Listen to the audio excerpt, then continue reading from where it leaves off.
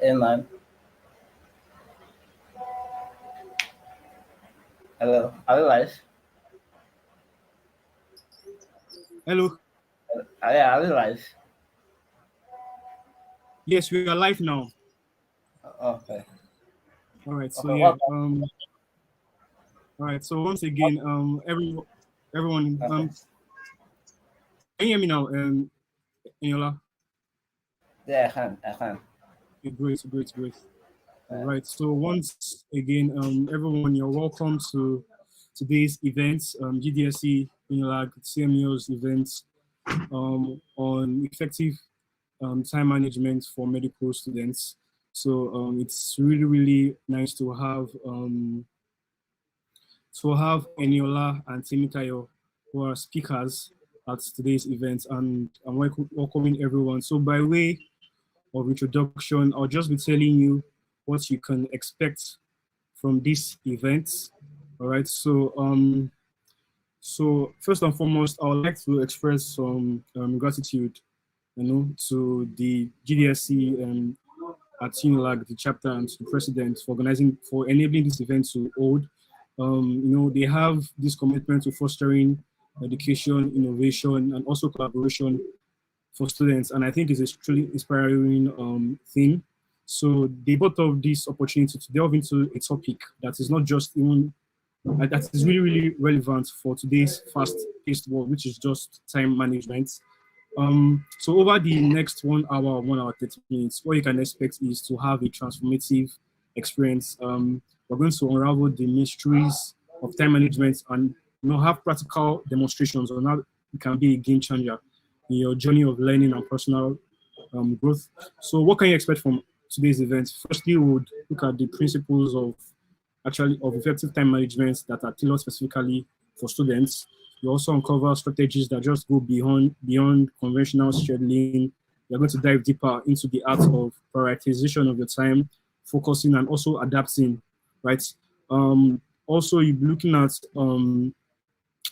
looking at other things, and I would also encourage you all to not just listen, try and ask questions. You can use the comment section to ask questions. We want this session to be as interactive as possible, because we are going to be having two experts here who are um, actually here to listen to your questions. And also, lastly, we gain stories and personal experiences of our speakers here.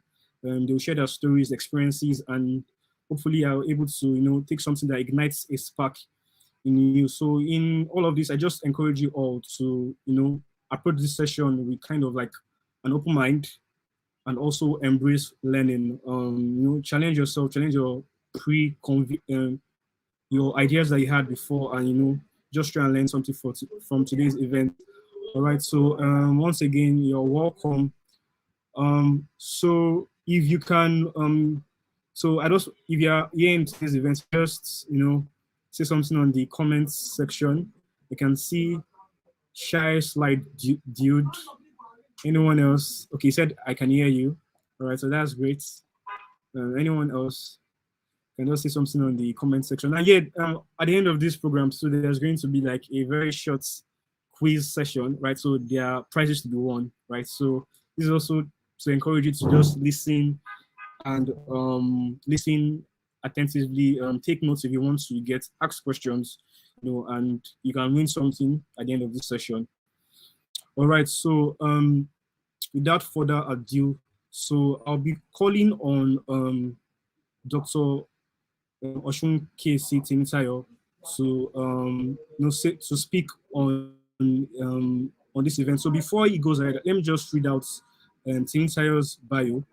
So Timitayo is a software engineer at Source My Gadgets, and is also a medical doctor. Amazing, right? And Source My Gadgets is a leading online platform for gadget enthusiasts, and he has developed and maintained the web applications using microservices, JavaScript, and other technologies. He also volunteers as a software engineering lead at CCI. I don't know if you guys are aware of CCI, Celebration Church International, where he spearheads technical initiatives and oversees the design and implementation of the church's technological infrastructure. So before transitioning into IT, he studied medicine and surgery at the University of Lagos, and graduated with an MBBS degree in 2019. He also completed a renal transplant program at the University of Manchester in 2018, where he learns about the latest techniques and best practices in this field. He also has a passion for artificial intelligence, and he hopes that you guys can learn something today. And he also has this he has a keen interest in applying technology in the health domain to solve problems, and also he's a gamer and he's also into music. Actually, Timitayo plays guitar very well. All right. So so before Alex should go on, I'll also say Alex's bio. So Timitayo, you have the floor. Hi, everyone. Can you hear me clearly? Just let me check. Yes, I can hear you clearly. All right. I could have introduced myself better. Thank you for that, Paul. Yes, so I'm just going to be talking for a few minutes about time management, and it would, how you can apply in your day to day as a medical student when you're trying to learn a new skill or even in other parts of your life. So it's not just like you shouldn't just practice these things I'm going to talk about when you're trying to learn a new skill. Like it can benefit aspect of your life. So time management is something I personally struggle with for most of my life. Actually, I was best at you know planning my time. I was just the kind of person that I just had all these things I wanted to do, and I would just be doing everything at once. So you see me going to class, coming back from class, uh, when I get to the room, play around on my laptop. You're just basically just doing everything. And then I noticed that when I was living this way, some parts of my life, began to suffer. That I wasn't doing so as well as I want to do as in school, or I wasn't learning as fast as I would, or I just even just became uninterested in what I was trying to learn because it became more stressful to learn it because while I'm watching the courses, while I'm taking the courses, I'm spend half the time at the back of my mind. I haven't read those slides. I haven't read this. I still have to do this.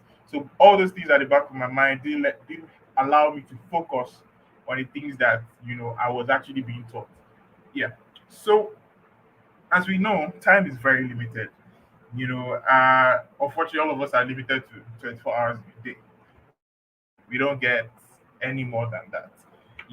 So sometimes I think to myself, how much better would my life be if I had an extra 2 hours, or if I had 30 hours. And honestly, I've just come to realize that even if I was given those 6 hours and I didn't plan my time properly, I would probably not, benefit as much from those hours as I would want to. And then even as a medical student, as a medical practitioner, it's it's even worse because as a medical student, you have classes all day, clinic sessions, you have ward sessions. You come back from school, you have to study. You go you go to the A&E at night. Sometimes you go to theater. Yeah, can you hear me? Oh, okay, Yes, we great. can hear Just give you. me a sec. All right.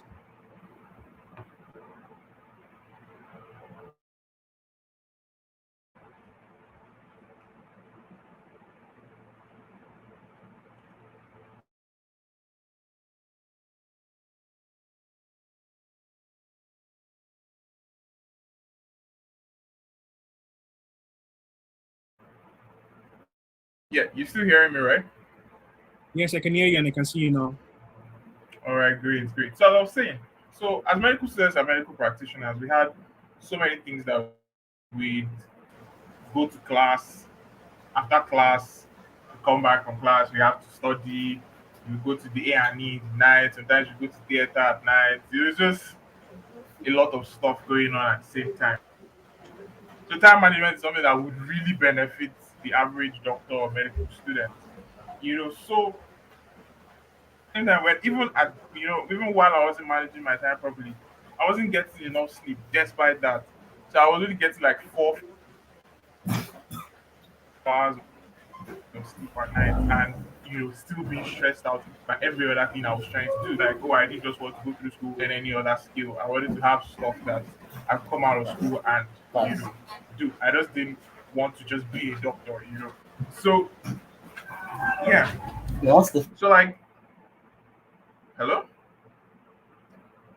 Yeah, I can hear you, Tayo. I can hear you. Oh, yeah. So first of all, I like to talk about something about our personalities. So I typically will group people into two categories. So there are those that are focus oriented, like those guys that you see really, really good at managing their time. Like they wake up at the same time every day, they go to bed at the same time every day. At every point in time, they know exactly what they want to be doing in that period. So, and then there are people like me who are more chaos oriented. These are people that we just anything that is in our front, we just do it. So if I just feel like if I wake up by 7, for example, I go to class because I have to. Then I come back evening. If I feel like playing my guitar, I play my guitar. If I feel like going to play basketball, I go and play basketball. If I feel like taking a course, so it's basically anything that comes to my mind at that point, without actually. So if you ask me, for example, oh, what do you want to be doing tomorrow? What are you going to be doing tomorrow evening? I can't, I can't give you an answer, honestly. And then like you could ask me, oh, are you doing anything tomorrow? Maybe we want to go out or something. I won't be able to tell you because I actually don't have a plan. I don't know what I plan to do tomorrow. So time management is important for both categories of people because you're already focus oriented and you're already great at managing your time. Some of the things that I'll probably talk about will help you even manage it better. And for people who don't have that unlock yet, you'd get some pretty cool tips on how to manage your time you know properly. So one of the biggest issues with time management that I to uh, realize was multitasking. I'd always tell myself that I was great at multitasking. So I could be listening to music, watching a movie, and studying, or I'd be playing my guitar and at the same time, guys, and all that. So the thing is that multitasking can either be beneficial or damaging because there are different types. There's uh, switch tasking and there's background tasking. Switch tasking is when you do two attention intensive activities at the same time. So let's say you're trying to type a message and at the same time you're listening to a lecture. So those are two things would that require you to pay full attention to them. I'm sure this has happened to a lot of us when maybe we're typing a message and someone is talking to you and you type what the person is saying. So that's one of the problems because your brain just can't handle paying attention to those two things at the same time for those two things to kind of overlap and still get attention from one another. So the time you would spend doing those two things together, thinking that oh, I'm going to save time, would end up in like if you had done both tasks individually. So what I mean is if you are taking out time to reply the email or to reply the message, then listen to your lecture. Because at the end of the day, you probably have to go back to the beginning of the lecture to hear what because you missed a couple of stuff that whoever is teaching had talked about. Now there's the kind of beneficial type of multitasking, which is background tasking, which all of us apply in our daily lives all the time. So listening to music while you study, listening to music while you work out, having some background reality TV show, you work, things like that help to actually enhance your attention and benefit in that thing that you're paying more attention to. So background tasking is when you combine something that doesn't require so much attention with something that requires a massive amount of attention. So you can listen to music in the background and you're studying. You're not really paying attention to what's going on in the music, you know, but you're paying more attention to what the music just serves as to what you're actually doing. You know, and a lot of studies have shown that switch tasking leads to a 40% drop. So at the end of the day, you would achieve more if you split your task and focus on one thing at a time rather than doing all of them at the same time. In as much as you feel like you can do it, or you feel like, oh, if I combine these two things, let's say task A is going to take 2 hours, task B is going to take 2 hours. You think, oh, if I do it all together, it will just take 2 hours. Most of it like 5 hours, or you even lose interest completely in what you're doing because it just becomes extra stressful. It just becomes a hassle, really, doing those things at the same time. So that I will just talk about some of the things that help me with improving, my time. You know, and one of the most important things is this is prioritizing your tasks. So what I mean is you need to know all the things you need to do and how important they are. So of course, if I'm a medical student, my medical studies is at the top of the list. Then let's say I also want to be a software engineer. The second thing on my list is taking a course in programming. So I've assigned more time to my main task than to my, you know, to the so you have a primary task and you have a secondary task. And so that just allows your mind to be able to afford and just focus attention on that thing, excuse me, when you're supposed to do it, and also increases your chances of actually following through. Because when you know how important a task is to you, in the time you've allotted to that, you would, your mind has a way of paying more attention to it and you get more benefit out of it rather than if you just, know it's just something. So you have like 4 tasks, you've not consciously determined which one is more important to you. And so you just have the 4 tasks on your table. Oh, I want to learn guitar, I want to study, I want to be a software engineer. These 3 things are just there. They're just things I want to do. I haven't mindfully decided, okay, my medical studies come first, then learning how to code comes second, then so when you do those things, it allows you to just mentally be in a space, you know, where you know exactly you're supposed to do it and focusing that time for that particular task to you know you know what it's supposed to be. So the second thing is something I learned while I was doing community, and that's smart goals. So break down every big goal you have, break it down to smaller tasks. So what I mean is, let's say is I want to learn how to code. Let that be our case study. So I want to learn how to code, right? So that is of course a great plan and it's something that sounds fun. But you just telling yourself I want to learn how to code doesn't put yourself, you've not it doesn't put yourself in a productivity state where you can know exactly it's going to take you to learn that thing and how long it's going to take you. You know, so it's really important to you know break down your tasks. And also with each task as you break it down, it's important to be very realistic. Because I've had, for example, a lot of times people come into my DMs or they walk up to me and they're like, oh, I want to become an engineer in 1 month. And I look at it and I'm like, yo, it's not possible. Like it's not a realistic goal because at the end of the day, you would end up overworking. Or even if and while you're overworking yourself, you're not learning anything. You're just pouring all this information into your head because I want to be done in 1 month. And it doesn't help that there's a lot of material out there that says, oh, become this in a month, become this in a week, learn this in, it doesn't help. So the most important thing is, like I said, break down into SMART goals. So SMART is an acronym that stands for specific, measurable, relevant, and time bound. Now, some of these things I didn't really pay attention to.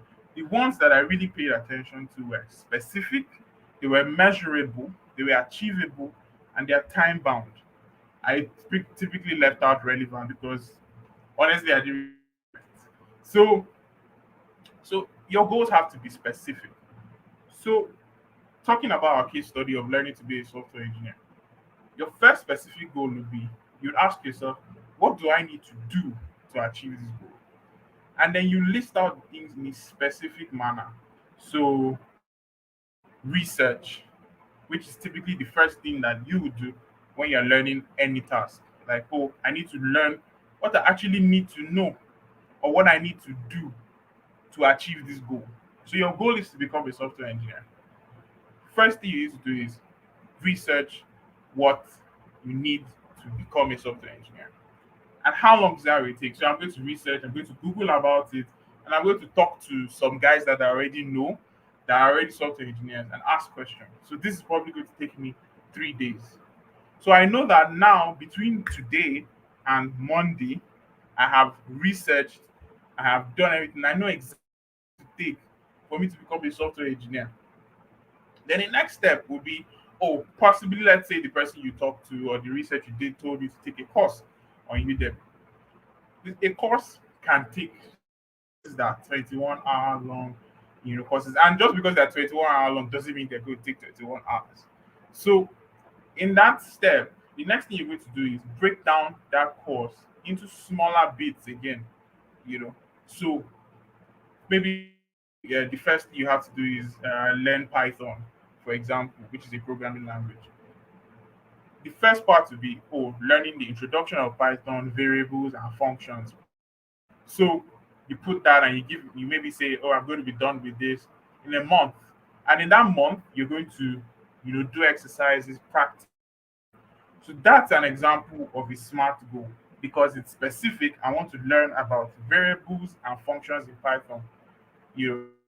Obviously, it's time bound. I want to learn it in a month, and it's measurable. At the end of that 1 month, you would be able to measure probably by taking a quiz or taking an exercise or doing a little project, that covers all the subjects that you learned about, you know.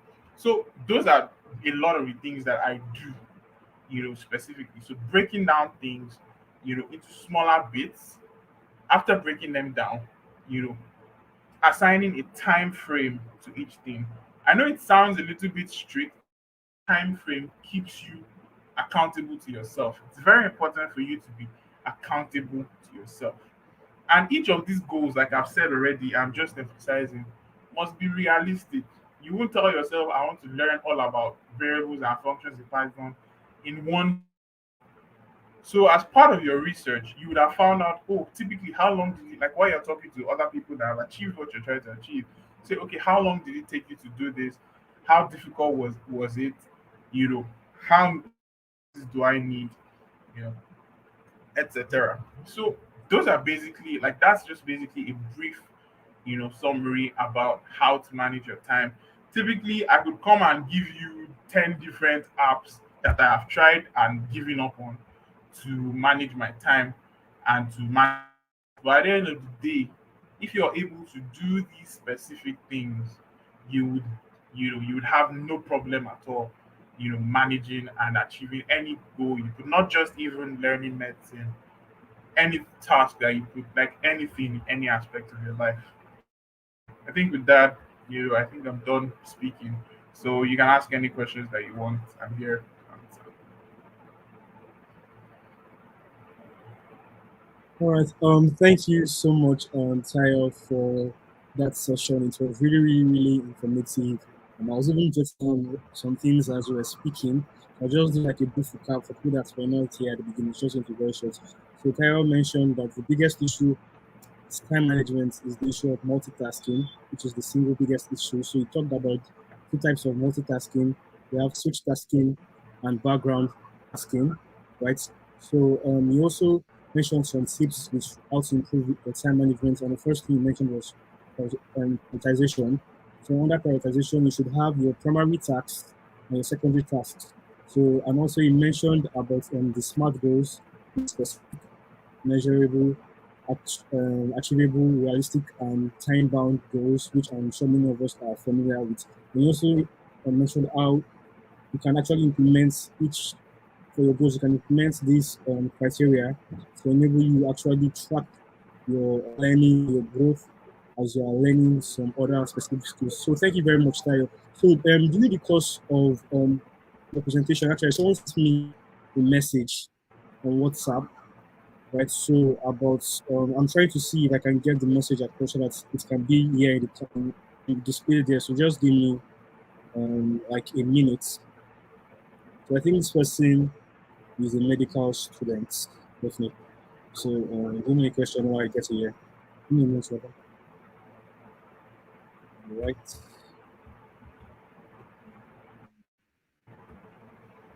Okay.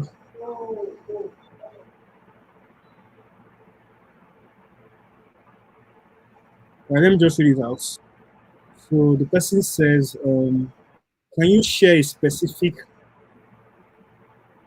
way? Okay, can, exactly. So the question is, let me just here. Can you share a specific time for medical students during demanding academic schedules and keen interest in technology?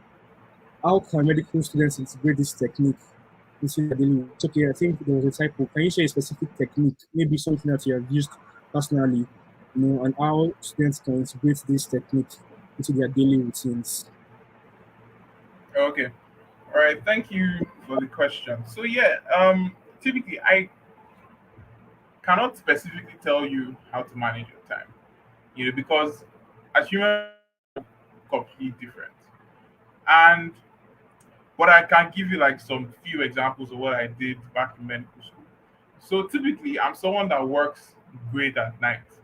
Like I don't do well in the daytime. You know, I wake up in the morning, let's say around 7, I go to class, do all my class stuff till like maybe 4, 5. Make sure that if I have to do at night, like for example, things like A&E. For example, when I was in clinical posting, things like A&E, things like studying, all those other school stuff. Any little free time I have in that 8 to 5 period, I do them. So, for example, when I was in 400 level, or no, let me talk about 600 level because that's the one I remember the most. So, in 600 level, when I was in pediatrics, for example, I'll go to class 8 a.m., class by 10. I finish class by 10. I go to the ward, I go to clinic. At the end of, like, at worst case, I finish clinic and all my other by 2. I go for break, like go and have lunch or whatever. Then by maybe 3 or 4, I just like go over whatever I was taught that day. I go if the class notes, if they didn't give us the class notes, read about it in textbook. I study whatever they taught me on the word round. I go over it like 2 hours. So I think in my like for me, I'm done with medicine for that day. So um, you know, my room, I get like 2 hours of my time to play with my guys, playing game, playing basketball, whatever, I wanted to do to recreate or relax. Then I take a nap. Then when it's like 8, that's when I start my real work. So I have dinner and then I start, taking my courses in programming. I know I learned most of a little bit of Java while I was in medical school. So even if it's 15 minutes, even if it's 30 minutes every day, the most important thing is that this tech skill that you're trying to learn, the most important thing is that you do it every day as much as you can. Even if it's 15 minutes, it's 30 minutes. 15 minutes doesn't seem like a lot. You might not really learn so much. You might only watch like 3 videos. You might not really do anything. But the most important thing is that you repeating it and doing it every day makes your mind makes it become a habit. And then when it becomes a habit, at some point you wouldn't have any issues, going for longer stretches. If you have exams coming up, of course, yeah. So I also like to say, sorry, that it's important, please, that right now your priority is school to go and learn. So, in as much as you want to learn how to be a software engineer, a designer, whatever other thing you want to learn is great. most of your time should be allocated to doing well in school. Because at the end of the day, do well in this your primary objective, it's going to affect all the other stuff that you're doing. Because if you're preparing for a receipt in school, you're not going to have time to code because all your mind is on, I want to pass my receipt. I don't want to repeat. So the most important thing is you study as you go. Very important in medical school because this stuff piles up very fast.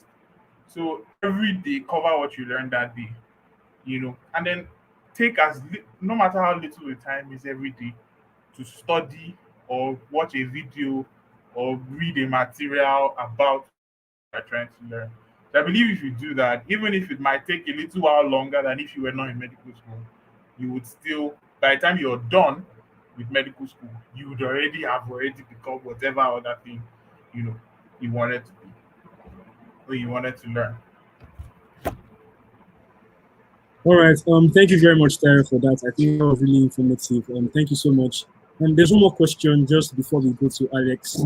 So, and the question says, you talked. I think because you talked about prioritization. So, this question says, how can students effectively prioritize tasks and avoid burnouts, especially when they are enthusiastic about both their medical studies and IT-related interests? So, this question actually has more to do with about avoiding burnouts. Okay. Okay. The first thing I'll advise you is that, in as much as they've told you, you can do all things, you need to sleep. Sleep is very important. It's the most. I learned it the hard way during my housemanship. Honestly, like, don't think that you're a superhero. Make sure you get 8 hours. It's possible. It always sounds like a joke when I say it. But try your best to get those 8 hours. Even if you go to bed at 12 or at 11 and you wake up at like 7, you will do well in medical school. You know, those 7 hours will get you all the energy you need to do everything you need to do for that day.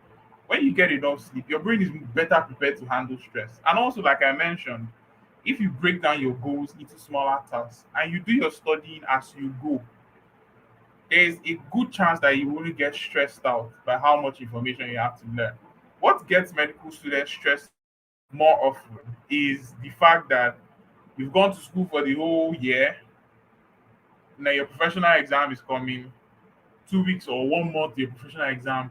You now carry all the notes that you now start reading everything at once. You see, even there's nobody that wouldn't, burn. So the thing is that you break down these things into smaller bits.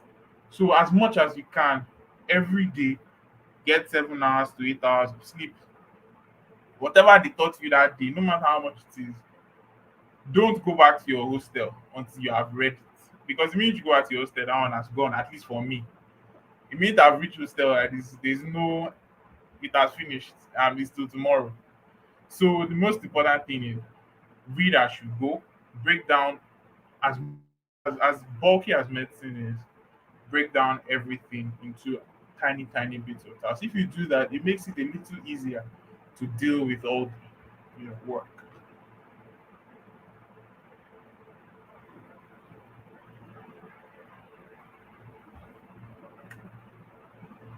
All right, thank you very much, Sayo. Thank you so much. That was truly, truly amazing.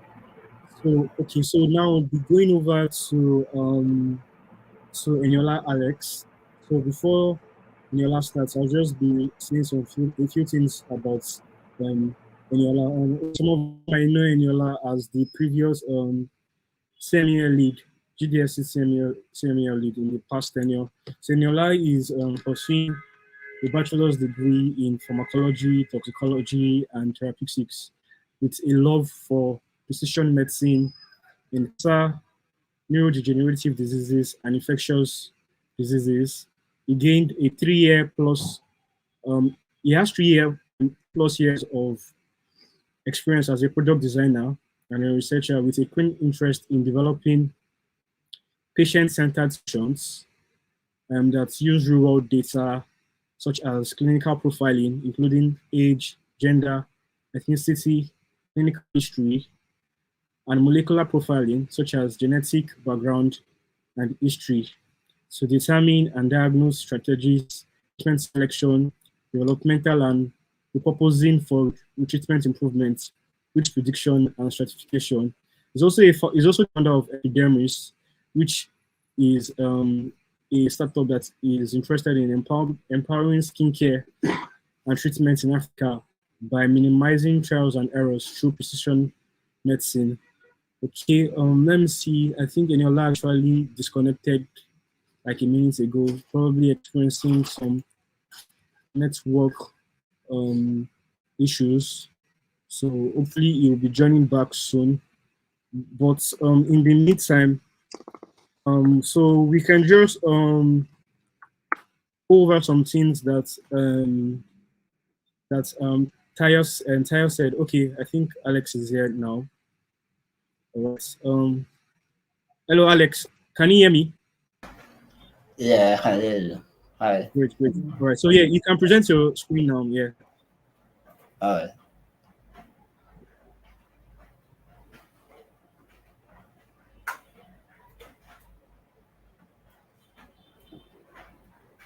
So tell me when you can see my screen. All right. Yeah, we can see your screen now. Can see your screen now. Okay, perfect. Can I start now? Yes. Yeah. Go ahead. Go ahead. All right. Thank you so much for the first presentation. Like I learned a lot, and I'll also be talking about some of the things the entire talked about already. Getting things into smaller chunk, and prioritizing things and all. But I'll go in this direction, right? So I did this time management, effective time management of a topic by adding career and growth. So I did that. The reason why we're managing our time is for growth. The reason why we're managing our time is for our career or currently what we're doing in school, right? So, so just a brief introduction about me. So my name is Ndola. I'm a final year pharmacology student. Currently work as a tool designer at this company, the Temple company. But I do other stuff. I do other stuff around building, a bit of Excel, local development, and um, for the for the interest of medicine. Currently, I'm interested in advancing. I'm interested in the states of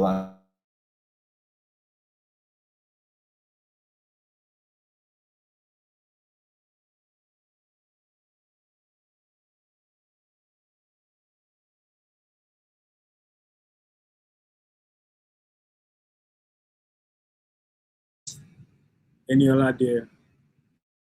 Okay. Looks like he's experiencing some difficulty with his network. Um, okay. So in the meantime, so we're going to be having a quiz at the end of this session. All right. So just please try to listen. The quiz questions will actually be coming from Eniola's part and also from Tayo's part. So that's why I do not want to start displaying the quiz at this time, right? Because we would not be able to answer the questions well. But I think Eniola should be coming in soon at any points now. Okay. Um. So in the meantime, does anybody have any question? Any questions in the comments? Anything you want to say?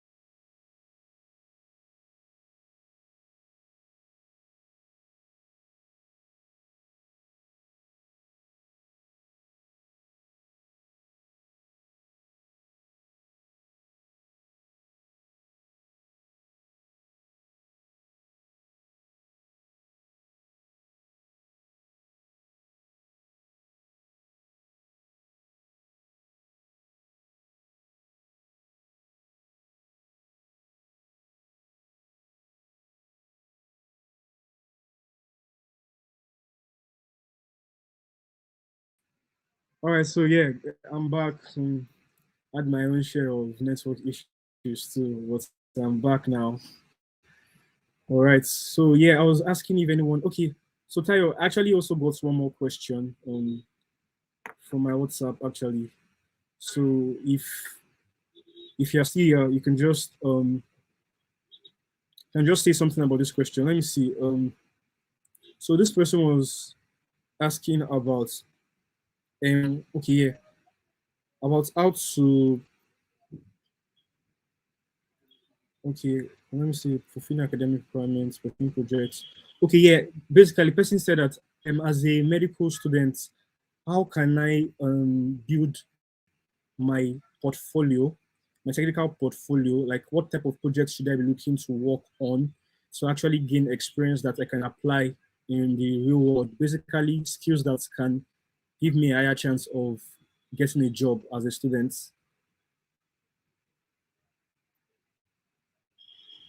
Sorry, can you?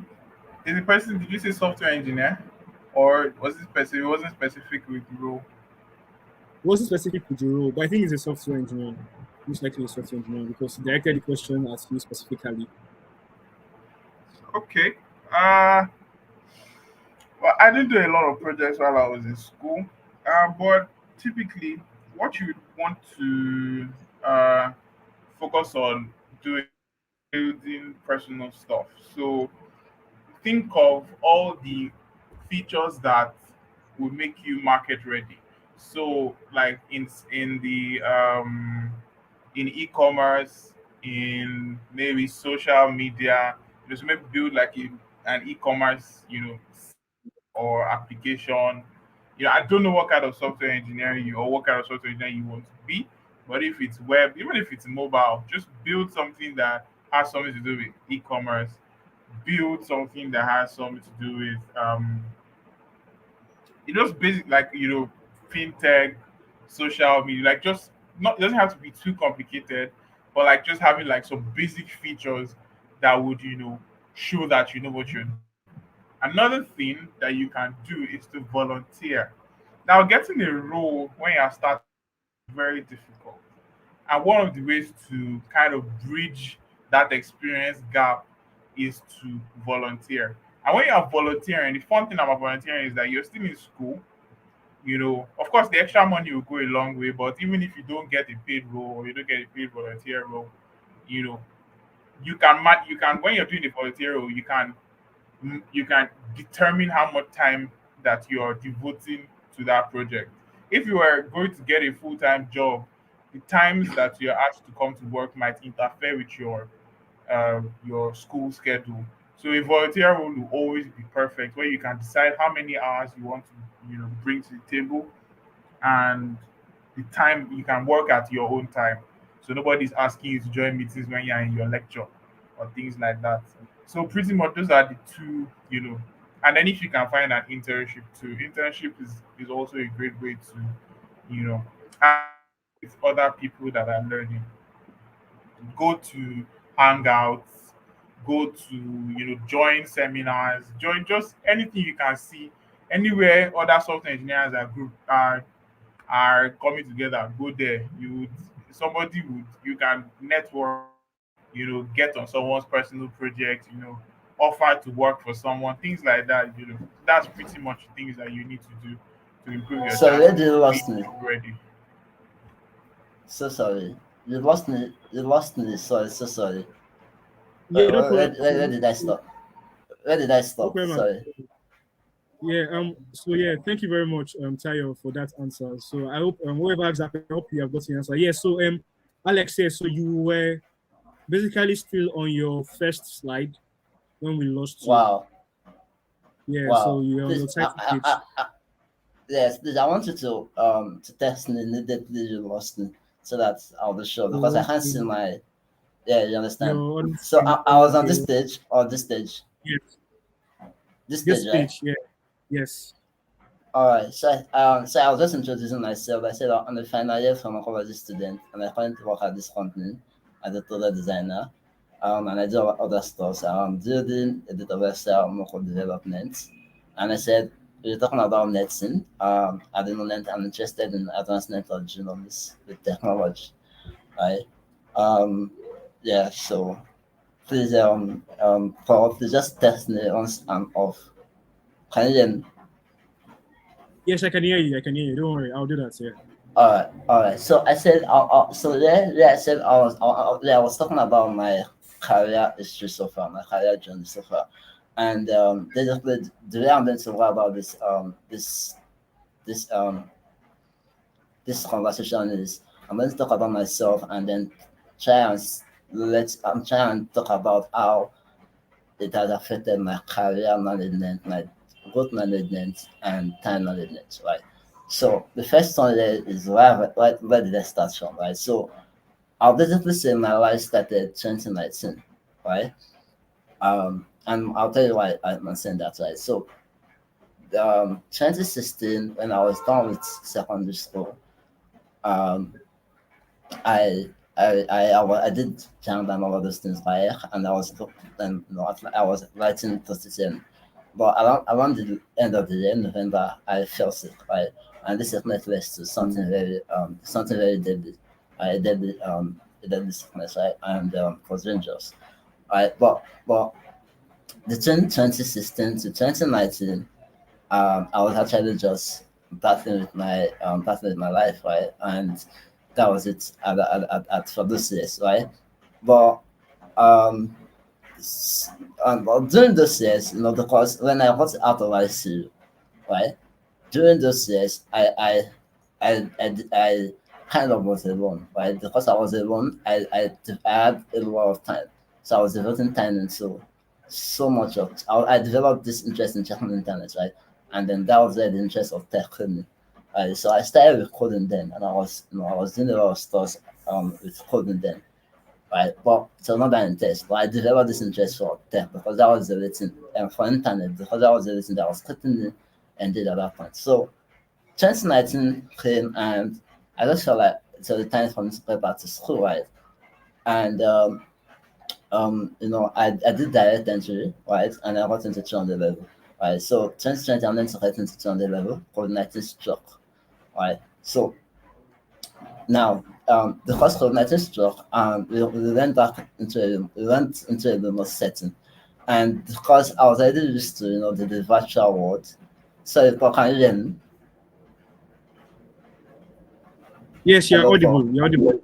Yes, you're All right. audible. We can hear you.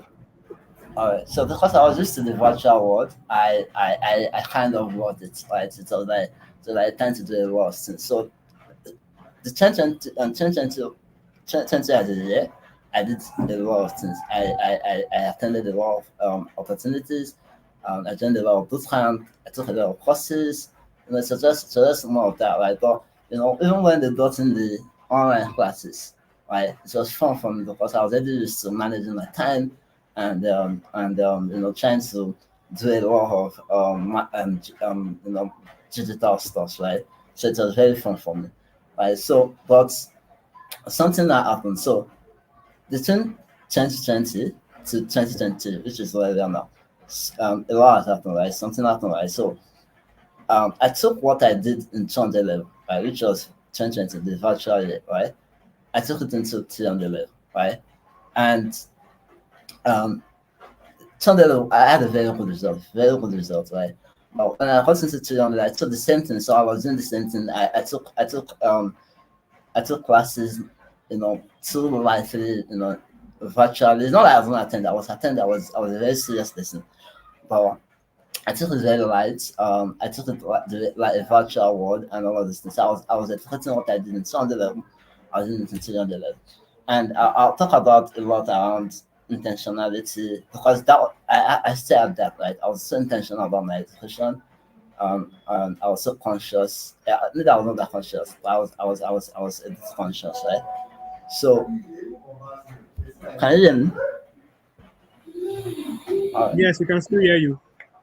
all right. So yeah, so I was intentional, right? And then when I was done with 300 level, I didn't really get the results I expected to get, and that was when I had to like see a lot of realization. Now, notes, and 2020, I've been doing a lot of stuff, right?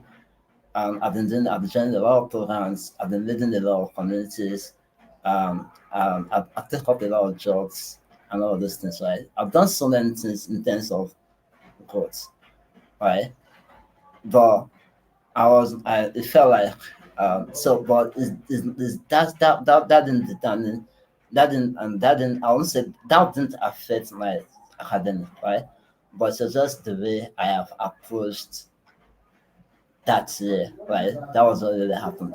And the reason why I'm saying this is because um, a lot of us tend to feel like there is a connection that when we are doing something outside school, it affects its academic. Yes, it affects it only if you're not going with the right approach, and that's the honest truth. And I'll tell you why. So I'll tell you why I am today, right? So that's the second point. So why I am today, I've learned to develop life experience when you talk about the corporate world, right? So the corporate world is an entire different world from the school world.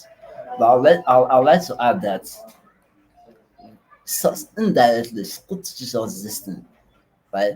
But we don't just know because it is not direct. It's not a direct learning, right?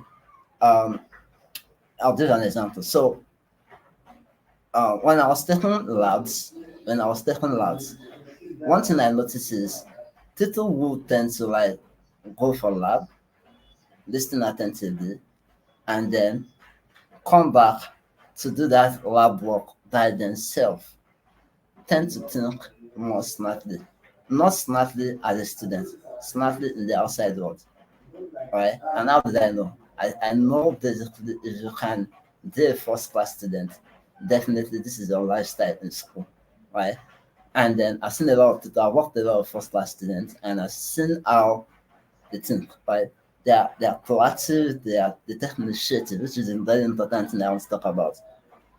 They take initiative because they needed to take their lab work, understand it, and do it personally for themselves, right?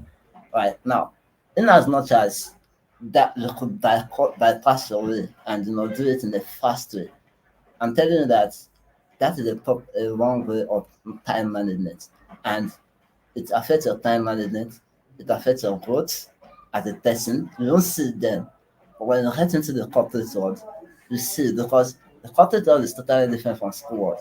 When you head into the corporate world, now you start talking to people. Communication is like something you must develop. There are a lot of skills, soft skills. Aside the art skills, there aside the coding, aside the designing, aside the data analytic, and all of those things, you require sources, and they're even more important because that determines what position you will do. That determines if they will call you an intern or they will call you a junior designer or they call you a senior designer. That's what they used to categorize these people. Nothing more, right? So and to buttress my point, right? You can you can when you take those little things lightly, they affect you outside of the world. And when you think that you're trying to bypass time, that is actually a poor way of managing your time, your growth, and for the future, your career. Right. Another thing that why I am today is my entrepreneurship and leadership skills have been developed, right? And it's not these things are always on the go, right? But I can tell you that I've been able to like then um a good one, like something good enough to help me thrive, right? And whatever stage I am, right? Because at the end of the day, everyone wants to pass the value to the next person, right? And the last one is saying always have a good sense of how to it's also like so now I have the ability to achieve so I have the sense of how I can achieve the future, right? Regarding the master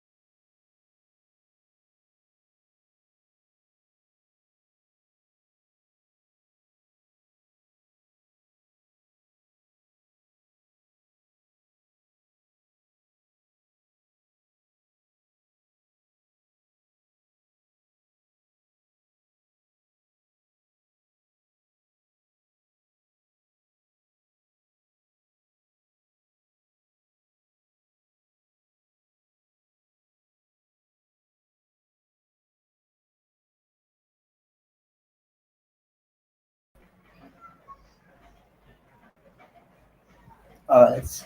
So can you hear anything, Tayo? Yeah, I can hear you now. Both of you seem to have dropped off at the same time. Oh. So did I drop us first? Was it was on that drop us first? It was pretty much the same time actually. Oh, I'm so sorry. I think the rain is messing up with my network, and I'll try and switch to other network. Still the same thing. So what? Where did I stop? Sorry. Mm, uh, yeah, I think. Can you go a page back? No. I was Four. We there. passed it. No, we passed it. Yeah.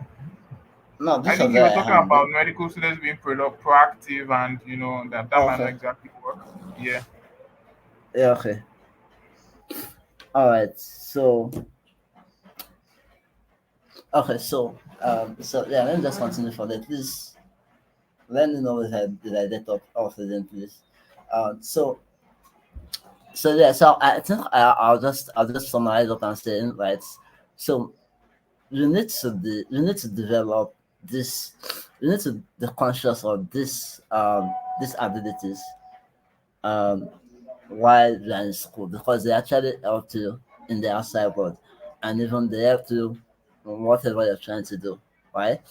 I said a lot around how the little lab report that we do is very important that you do it yourself.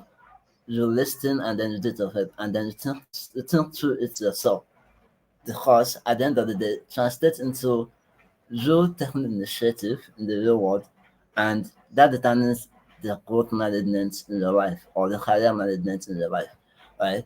And I said, if you feel like you're trying to manage time with trying to just go to school, casually, not conscious about them, not intentional about that, it's a wrong way of managing your time because at the end of the day you're going to the short of knowledge, and that knowledge you're not able to replicate it in other aspects of life, right? So and what has this journey helped me to see myself um in the future? Basically, being a leader, being someone who wants to uh do products, who wants to build companies, who wants to do the next big thing, right? So this has really been like a very good contribution because um, intentionality, consciousness, I've actually put these things in place and then um, they've helped me like, out in my time management and my career and my growth, right? So the summary of all I'm saying is it all starts with the mindset, right? It all starts with the mindset. So I want to be sure you guys can hear me. All right, Yeah, I can still hear you. Go ahead. all right. So it all starts with the mindset, right? The mindset is very important. You need to have the mindset of ownership. You need to have the mindset of I own this degree. I determine what direction I am driving this degree. Do you understand? You need to have the mindset of ability to take note of the little things you are doing at your current department, like what you're doing day to day, and see how you can make them the best of it, right? And like the example of the lab, right? Ensure that you are, and this is the right time. Again, this is another thing, this is another summit. This is the right time, right? There's no better time than when you're a student because it allows you to fail early. It allows you to tap into opportunities. So there's something about the world. The world basically favors those who are early adopters, right? Um, and those who are early adopters get to like have things very richly, right? It's not like if you're not an early adopter, you can also achieve those things. But the world favors those that are early adopters. So this is the right time as a student, to manage your time well, to manage your career well, to manage they are all important. They are all important for you to be fulfilled, to have that success that you're determined. And it starts with the mindset, right?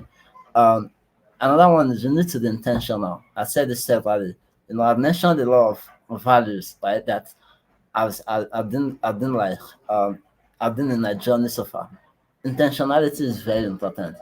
You need to know that this thing I'm doing, I need to pass. and I also need to do well as a career. Like I said, like I said, a lot of people think that because you are doing something with school, is going to affect, it affect school. That's not totally true, right? It's the approach you use to do that thing that actually determine whether you're failing or not. And I gave you an example of how my 200 level and my 300 level went, right? So you also need to be strategic, right? You don't just make choices anyhow. You make choices based on, I know this will not cost me the other thing. I know this will not cost me too much of time to not be able to devote things to this time. Strategic in the sense that you are making plans, like real plans about how you manage your studies, how you manage your time, how you manage what you are doing as a designer or as a software engineer, how you manage conversations with at work, how you manage securing that job. Do you understand? How you manage learning that course. Right. So you need to just be strategic with everything. Right. Steve just says that success and success and scaling is a responsibility. It's a responsibility, right? If you desire success, it's a responsibility. Do you understand?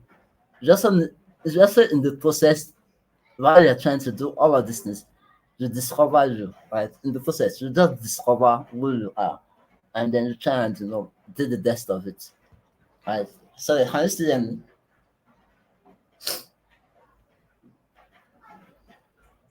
Yes, I can hear you. I can hear. Okay, okay. So now let's talk about let's talk about career growth and time management now.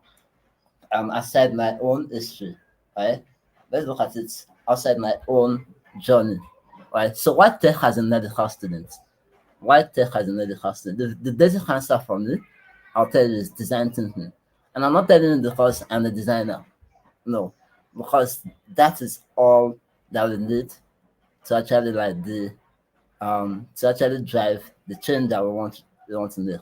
Right. So design thinking is not about just design. Design thinking is a problem solving skills. Right. It's a skills that you're turning a certain knowledge into a more advanced knowledge. It's a skills that you're turning an idea into a successful innovation. Right.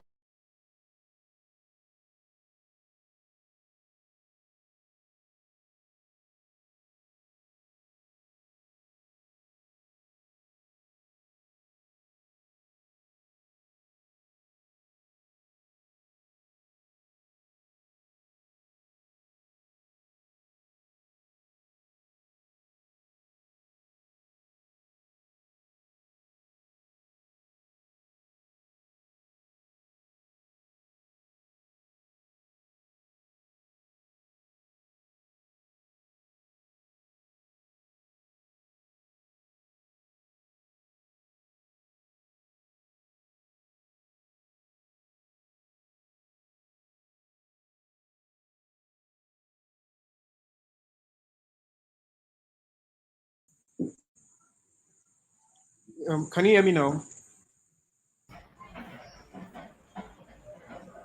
So sorry. I'm so Sorry, am sorry, I? please. So, Yeah, sorry. yeah. So I don't think this is actually a network issue because I and Alex we keep going off the call at the same time. So that's a Uh, very key coincidence. all right. But yeah, So Alex. let me just try and round up. Right. So I think I'm on wild tech as a medical student. So I talked about design thinking. The very important thing. It's applicable to medicine. It's applicable to pharmacy, not just tech. Right. And I'm giving you an example. So as a US testing, we do with users, and what we're trying to do is we're trying to understand users, right, to drive that product. Right. So imagine users is a patient. What will you try to do as a doctor? You don't understand the patient, you don't understand their clinical data, you don't understand their molecular data, their genomic data. So you need to drive that insight. And what basically did the insight? That you're recommending the best treatment for them, you're recommending the best drug for them, basically. So you can see that design thinking is everything, right? It's everything that we do in every profession. And I think that's the major reason why anyone should say, I want to get into tech. And as also made that we want to get into tech. Because if you have a problem solving skill, that is all you need to thrive. Right? That's all you need to thrive. Right? Another thing is ability to contribute to things, right? So if you're interested in the software engineering field, which everything is actually software engineering, because what we're trying to do is that we're trying to do software, so we're trying to do products, right? But if you're interested in software engineering, okay. So am I back? Yeah, Sorry, yeah, am yeah, I? Okay. So yeah. I can hear if you. you're interested in if you're interested in software engineering, you want to contribute to the software engineering process, right? That's why you should be interested in tech as a medical student. You want to contribute to products, not just products or digital products, physical products as well. The next city our machine, the next the next antimicrobial resistant innovation. You want to do those things, and you can't do those things with you can't do them with just medicine. You need more, right? And that's why you should be interested in tech, right? Another thing is you should be interested in tech because it's a transferable skills, right? Regardless of what you don't know now, or maybe you're trying to decide where you want to be, you can transfer this skills. If I'm the designer today, I can say I want to be a software engineer tomorrow, and I can say I want to be a security next year, and I can say I want to be data analyst in the future. Right? It's just transferable. You need everything to try, and then you know when you begin to share this is when you actually owning things. They are owning their own products. They are owning their own company. They are owning their own innovation and their own idea. Right. So um, you know, but to tailor this into how to manage this, right? To tailor it into our topic for today, career, growth and time management. We're going to look at what tech roadmap can we follow, right? Even while we're trying to do both of them, both tech and school, right? So this tech roadmap now is not really is not specific to any field. It's not specific to even design, right? But it's just a general. It's just a general values we can all follow, right? So the first thing I'll say is don't be restricted, right? Don't be too restricted. Don't be restricted because you're studying medicine. Don't be restricted because you're studying pharmacy, right?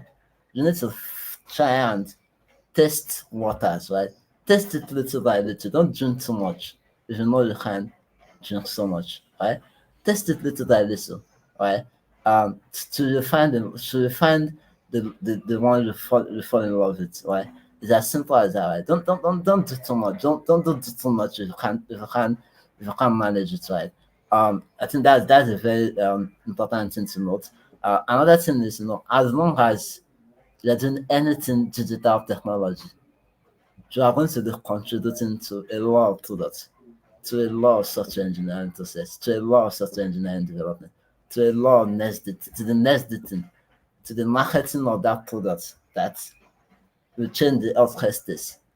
As long as you're doing anything digital technology, or as long as you're doing anything technology. So you need to have this mindset that, oh, aside when I'm done with school, where did I see myself, right? Where do I want to drive this change, right? What do I need to start taking up to drive this change? And that's why it's very important, right? And I said, don't just test waters. Don't be restricted. Don't be restricted by medicine, right? Don't be restricted by anything, right?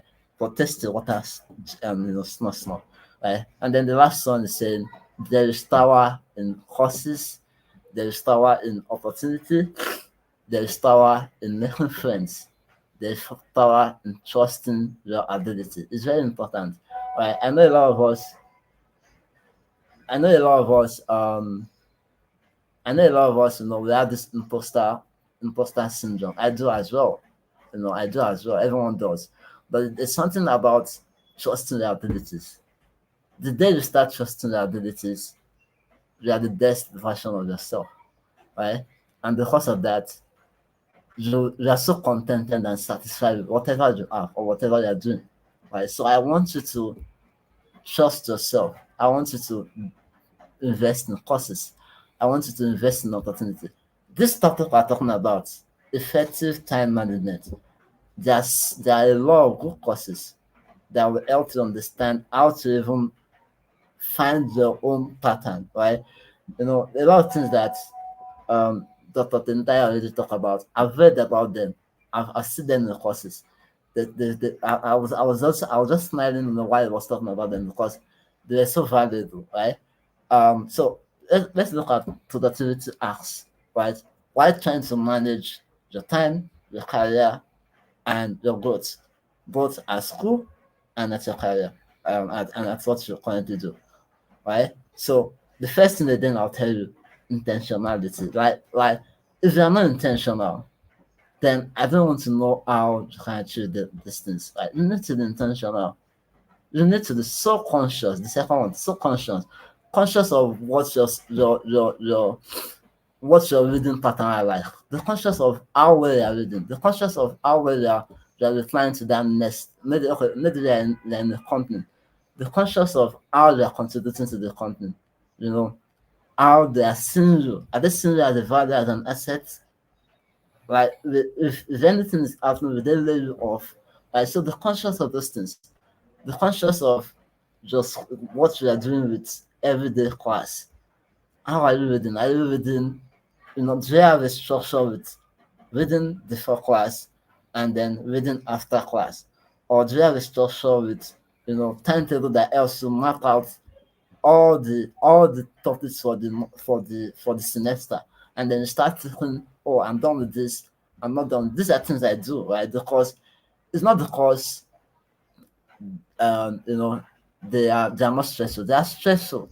But the honest truth is I'm managing time that way. And I'm effectively managing time that way. I'm doing more productive stuff that way. I'm managing time, and then at the end of the day, I'm going to see the growth I need. Right? So that's the difference between you just doing things sharply and you're not concerned with you totally doing those things. It's very important, right? You need to strategy plan out things like what I just told you now. Sometimes I use Notion, right? I use Notion. I use my Apple Notepad a lot, right? I just open my Notepad, I create a spreadsheet, and I start documenting stuff. Okay, this is the top list for all the courses, right? This is how many topics in it. This is the one I've covered. This is the one I've not covered. How many past questions have I solved? Is as detailed as that because I'm so conscious about it. I'm so conscious about what I am doing. Right. Not taking very important. Right. Take notes. I know not taking was very difficult for me. Right. And it's still very difficult because I fall into that trap of trying to want to gain all the knowledge. But in as much as I know that I'm not doing it perfectly, I try to want to do it perfect. So I've taken a lot of courses, to help me to shape my mind in how to take notes. And subconsciously, I'm doing better, right? So these are stuff you can do as well. Active recall is also something, right? Because when you get into the corporate world, one thing you will know that you have to do every day is active recalling. You have to recall what was said on the meeting yesterday, and then you have to put it in mind to be able to do something so that the next time you're on the call, it makes you look like you know why like you know why you're there, and then we are valued like we value you for who you are because you are the best person on the team. Because, and I'll tell you the story about how I got my job, right? So yeah, so I'll tell you about that later.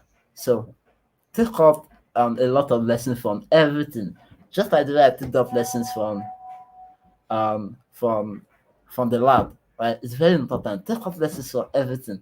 Take up lessons, indirect lessons. School is not a scam actually, to be honest.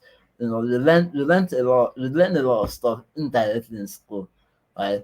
If you really go through that school, it's not like you go through it sharply. You really go through that school.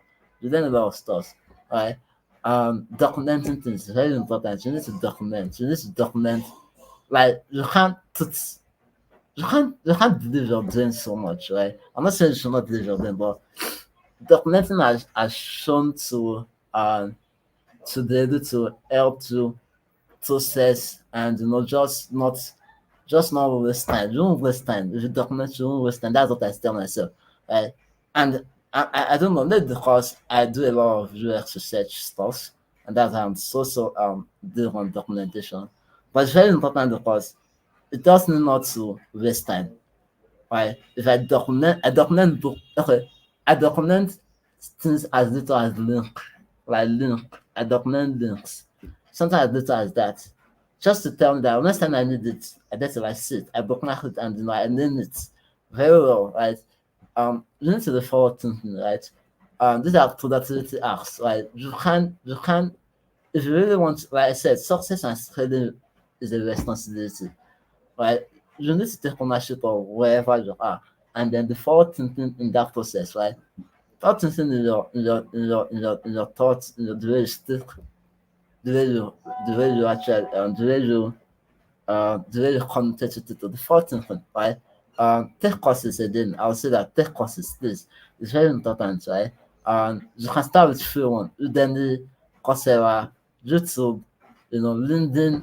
LinkedIn has a lot of good courses. Take courses, just to even though they are not, I take a lot of course different things. I I know from VCs to startup take a lot of course around. I take a lot of course around that because I just want to know those things, especially when I'm doing stuff around those things. I take those courses to just and to just empower me more. Eh? Um, so securing a job as a student. So I know this is also something I need to talk about because I believe that it's not that easy, even as it sounds like it, right? But the first thing, okay, let me tell you the story about how I got my job, right?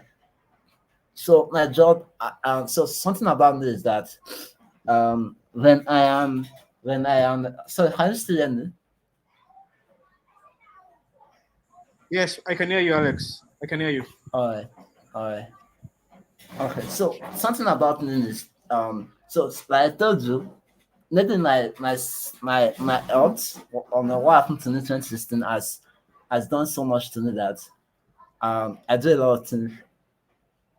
I do a lot of things, and I'm used to just remotely doing things. So something about me is that when I want to achieve something, I'm instead of like doing so much with engagement or social media. Not like I don't not like I'm not coordinating. I'm not coordinating a lot. I need to reaching out to someone, right? I need to reaching out to friends.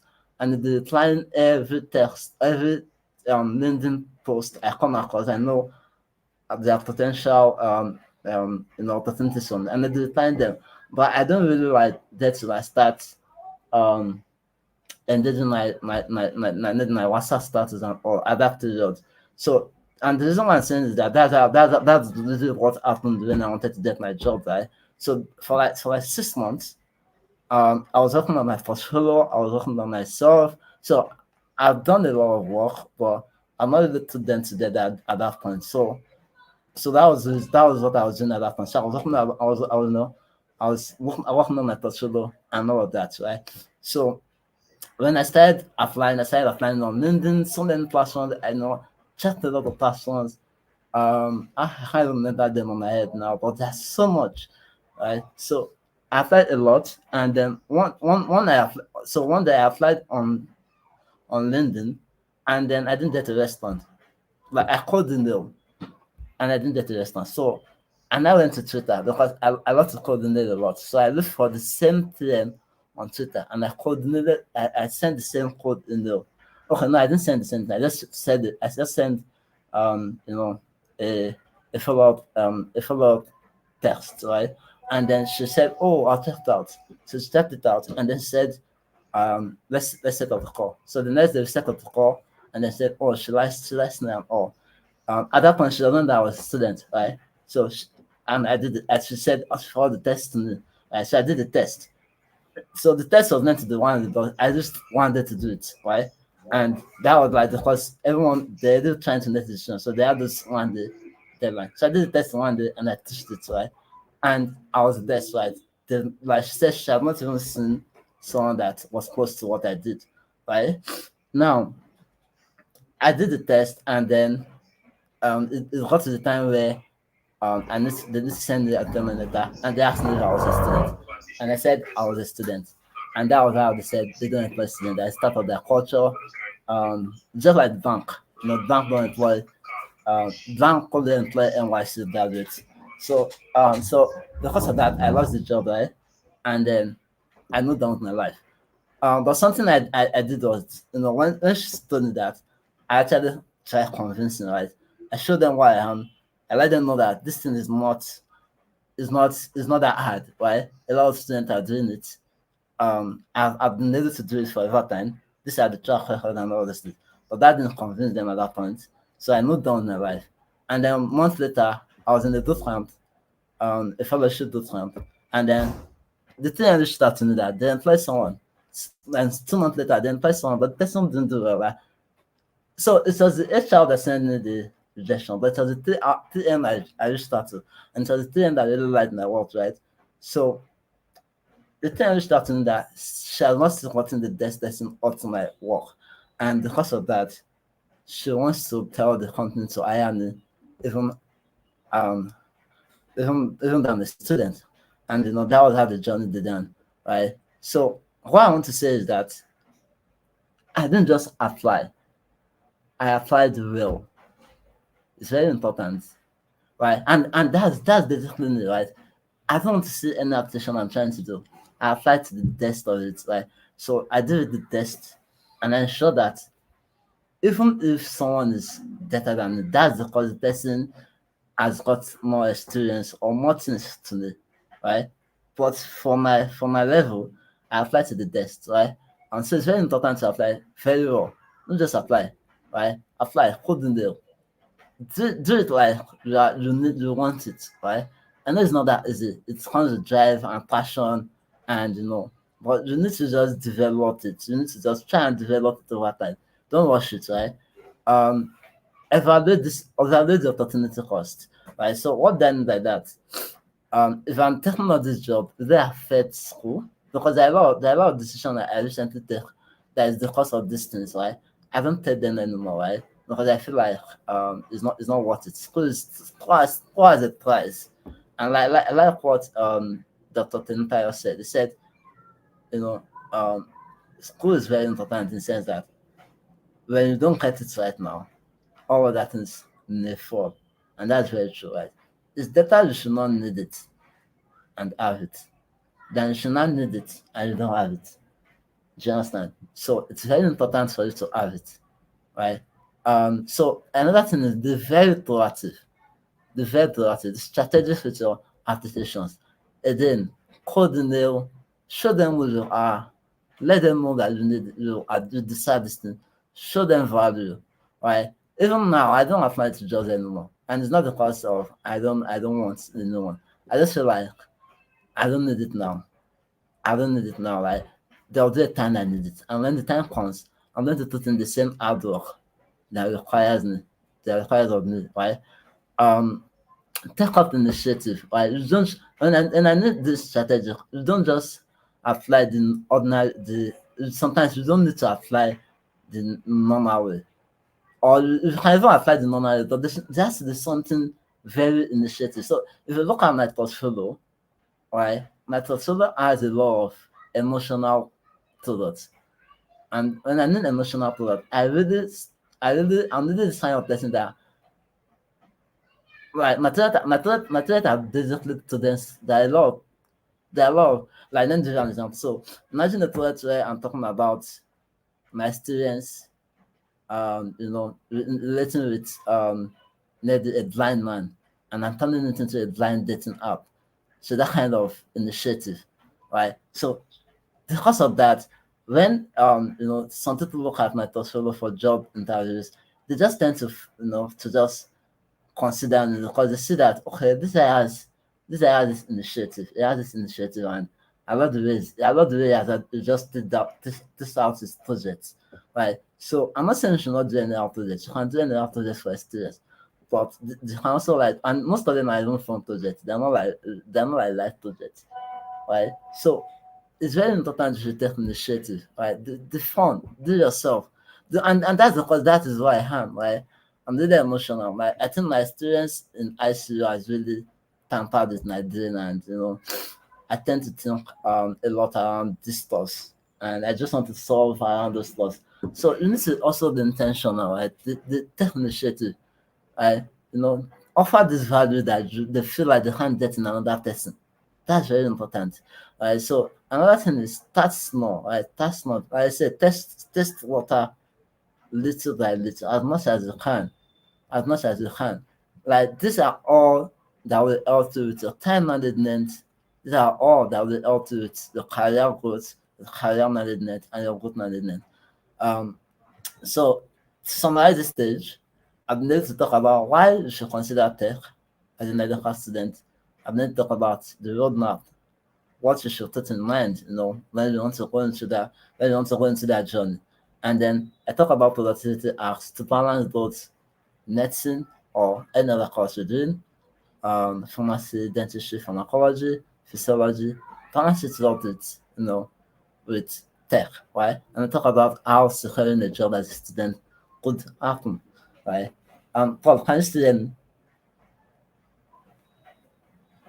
Yes, I can hear you.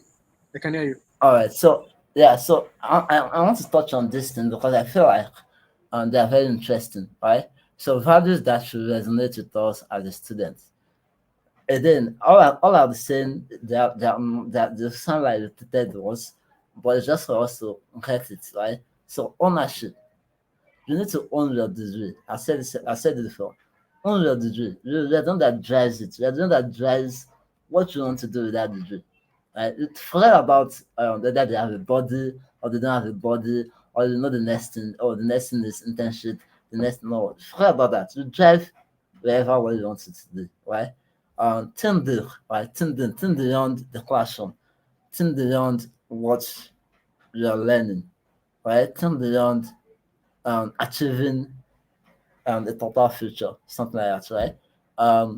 Success and scale brings responsibility, and that's something I said several times as well. Um, when you desire success and you desire scaling, it's a responsibility, right? Um, and the last one is stay hungry. I stay hungry for knowledge. Stay hungry for growth. Stay hungry for you know for progress and all of that. Right?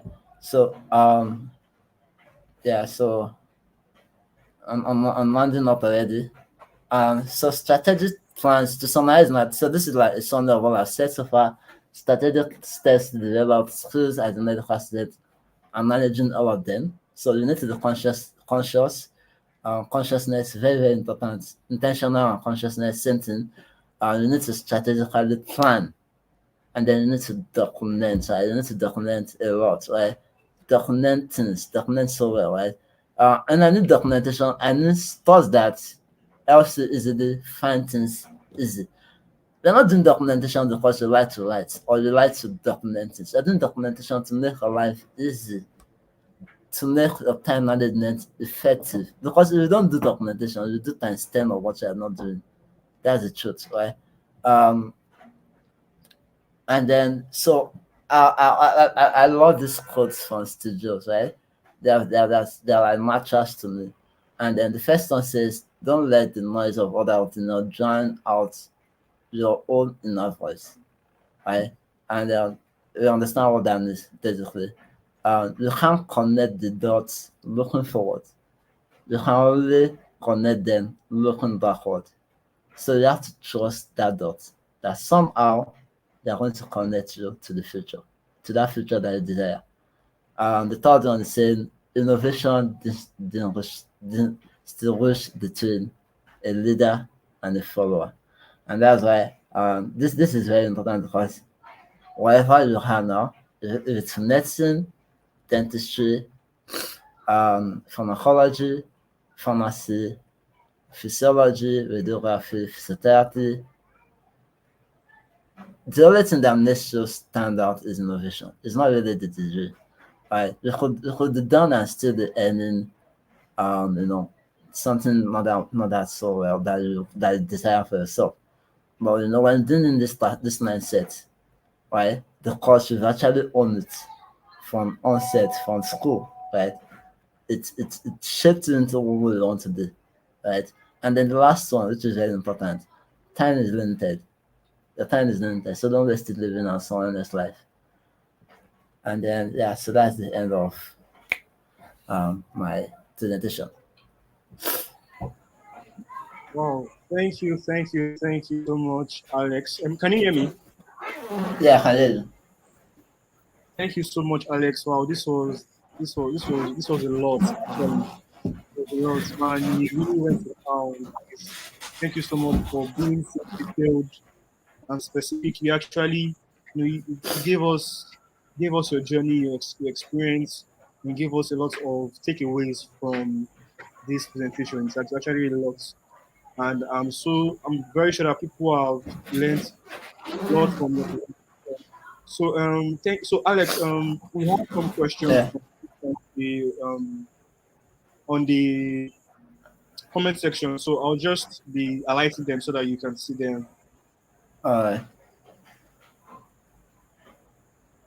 All All right. right. So the first question from Abba Gifts. So she says she has Okay. a question for Okay.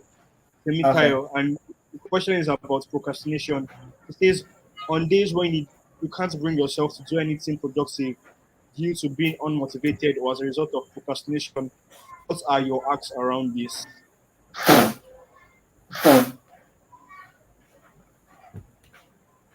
Is this Sunny or Tenutayo? Said for the two of you actually. Said the question is Okay. for you and Okay. I don't think Tenutayo is around, so I'll just do the. I'll just answer. All right. yeah. So yeah. So on days when you can't bring yourself to do anything about it due to the non-motivator or as a result of procrastination, what are the acts around it? Okay. So yeah, there's always going to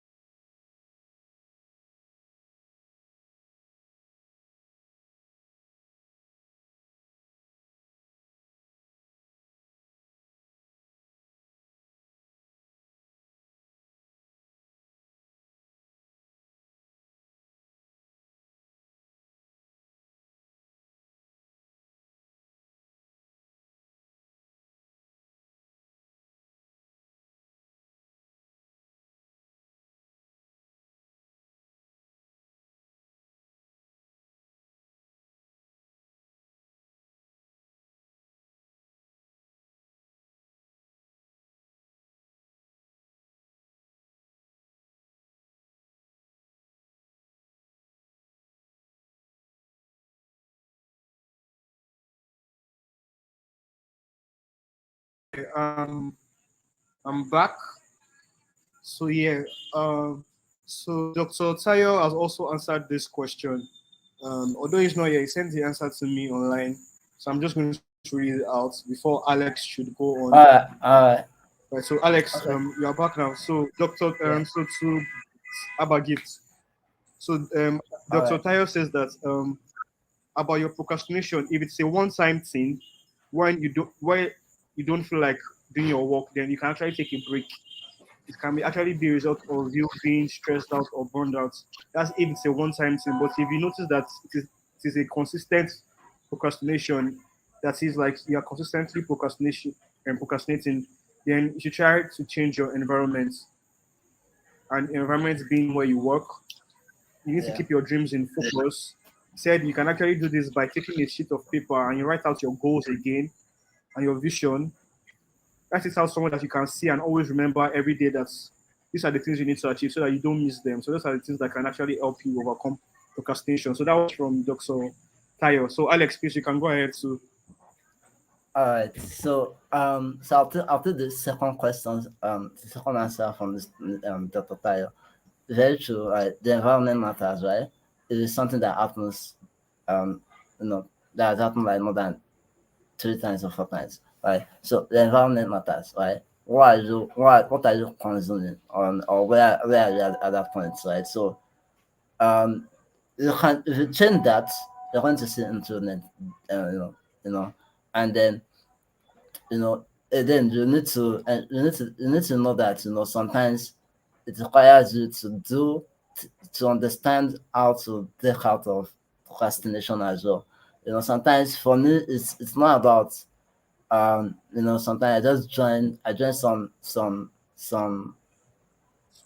meetings, or maybe a Twitter stage, or maybe I just watch something I know would get me, lifted. And so this could be like also how you could get out of it, right? It could be a trust service, right? Sometimes trust service works, right? Um, you know, yeah. So I feel like that could work.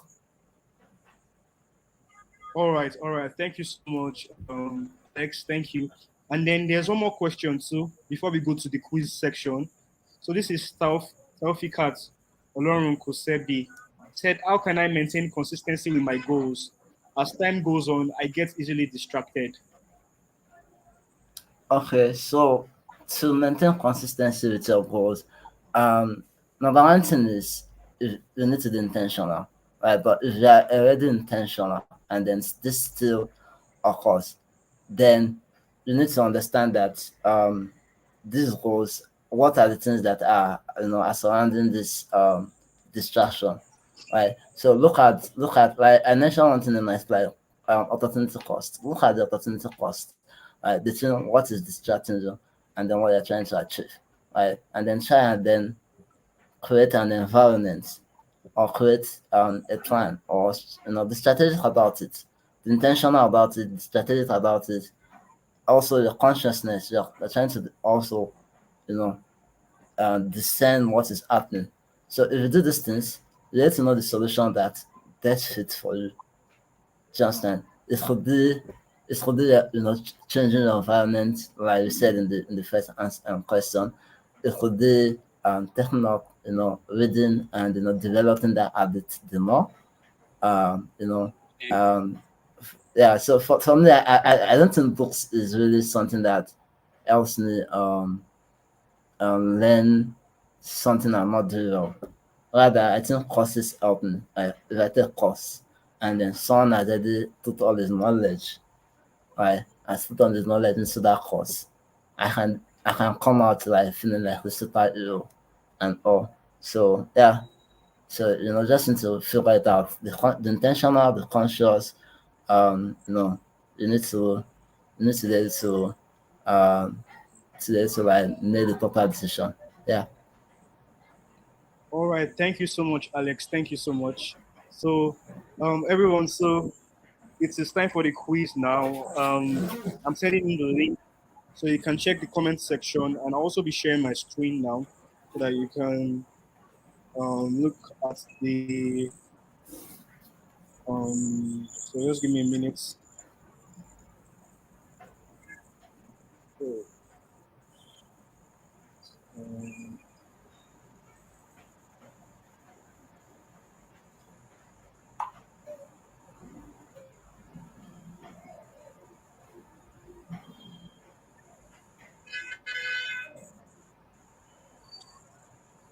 um, I'm loading up my screen at the moment. You just give me a All right. second. Yeah.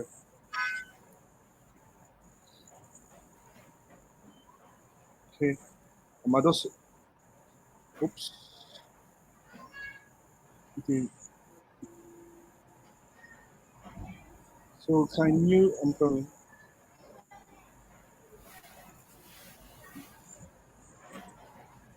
All right. I think that's finished. It's coming up. All right. Great. All right. It's up now.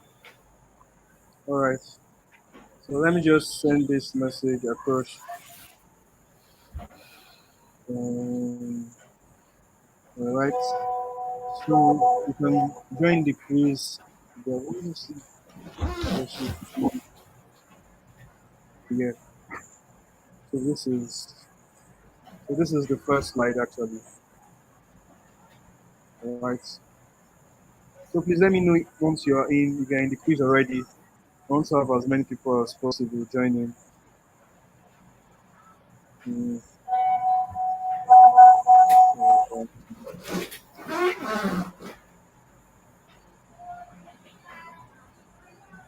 all right. So I'll be starting the quiz now. Okay. We'll be starting. Okay. I can see one person is here. Let me just give one or two more minutes before I commence the quiz. All right. So please forward the links across to your group chats and to the community and send them out to. All right. Okay. So I'll be starting the quiz now. Okay. I'll be starting now. Okay. Okay. I should have shared this screen earlier. So you can use. So this is just the screen thing that you can join using this link. So let me just send this these screenshots across so that people can join. I actually want as many as possible to join.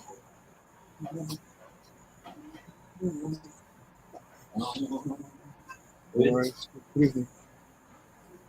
All right. So coming up now.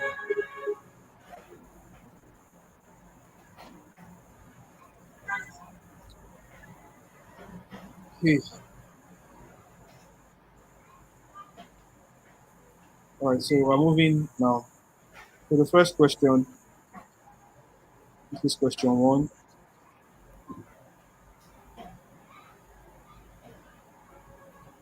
So which of the following reflects a valuable lesson when acquiring a tech skill? Okay. Okay. Well, two responses so far. Okay. Okay. All right.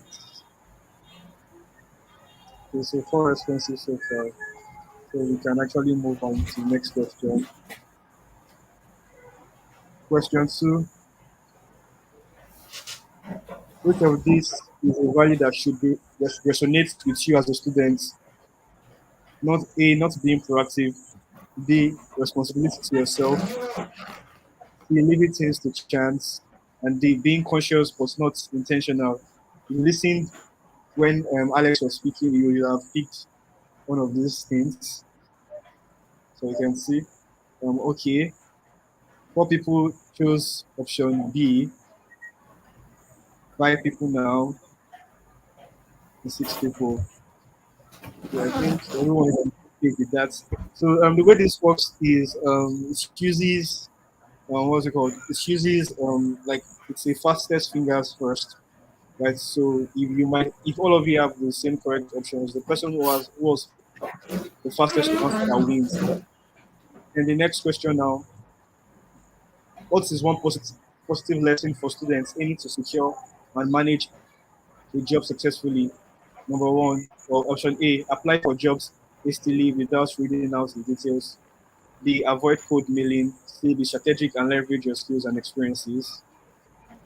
Okay, you can see that five people have chosen option C, which is be strategic and leverage skills and experiences. I believe we'll be seeing the leaderboard at the end of the quiz, so please don't be discouraged. All right, I'll be answering it correctly. Option so the next question: what is an essential element in your quest to become more productive and master time management? A, use the latest time management software. B, get at least 8 to 10 hours of sleep each night. C, keep your goals in view and stay motivated. And D, multitasking and switch multitasking like a true legend that you are? This is definitely Tyro's question. So yeah, all right.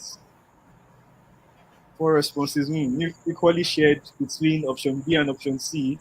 I think we have a fifth participant, so I'm waiting for you to answer before I move on to the next question.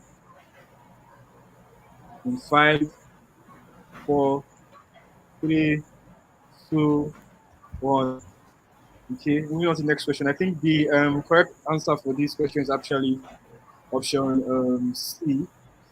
Option C is to keep your goals in view and stay motivated. And regarding the previous questions, you all actually got it. So that's why there was no point of saying it. You all got the answers correctly. So next question now. How can you tell the difference between switch tasking and background tasking? I know Kyle talked about it. So option A, while switch tasking, your attention literally switches from one task to the next. Background tasking doesn't require this switching. Option B, all multitasking is the same. Option C, listen to music while exercising demonstrates switch tasking. And reading a report during a video conference, an example of background tasking. And option D is you will be more productive with switch tasking, but not with background tasking. Oh, okay, we have 6 answers now, or 6 responses, and 4 chose option A and 2 chose option C. So the correct answer for this is actually option A. So in switch tasking, the attention literally switches from one task to the other, while in background tasking, doesn't require this switch. The next question, we're almost done. In the process of learning a new skill, which of the following is paramount? Option A, be realistic with your goals. Option B, learn multiple skills, at least 3 different unrelated skills at the same time. C, get up early when you get stuff so you don't waste time on something you won't be good at. And option D is none of the above. All right, okay. You can see that 5 of us went for option A, which is actually the correct answer. So I think we have about 1 or 2 more questions.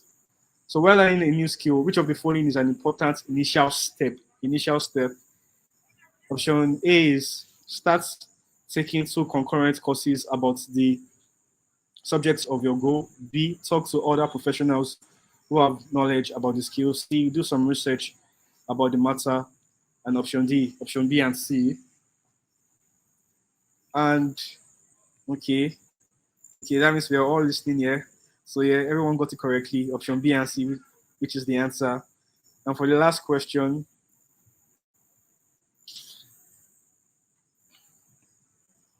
okay. Oh, I think.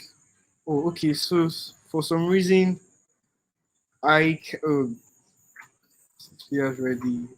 This was supposed to actually display the leaderboard. Okay. I'll stop the presentation now.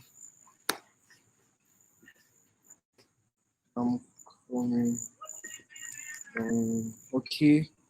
I'm sorry. I probably did not load. Yeah, I was supposed to get the leaderboard here. Okay. View results. Okay, I'm going to be viewing the results now, and I'll share the results once they are out. So the winner for today, I'm sorry for that break in transmission.